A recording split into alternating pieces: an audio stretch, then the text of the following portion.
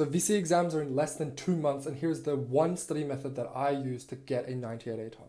Now this study method works for everything except for VCE English. So if you want personalized feedback for VCE English without having to pay for a tutor, head to burstmvp.com and click join waitlist. Now I always say do practice exams, do practice exams, do practice exams, but it's honestly still not as simple as that. There are students that do practice exams, but not only is it doing the practice exam, it's actually the way you mark it and the way you improve after each practice exam that actually matters the most.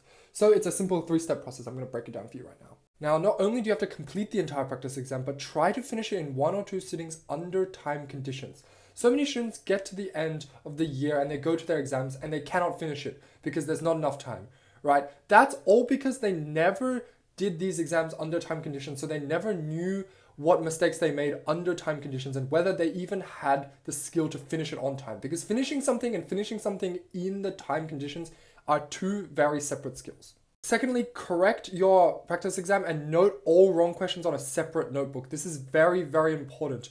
And also not only noting on a separate notebook, but mark very rigorously, like you hate yourself. Don't give yourself the benefit of the doubt. Don't say, oh, maybe I'll be fine on the exam. Mark harshly. That's the only way you're going to improve. And it's much, much better to get a question wrong on the practice exam than to get it wrong on the real exam.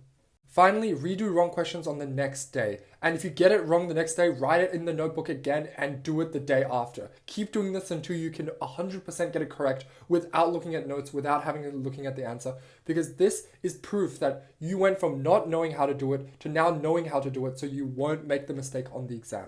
Now, all 3 of these steps are critical, and if you skip even one of them, your efficiency probably drops down from like 95% efficiency to like 60% efficiency. So make sure you do all of it.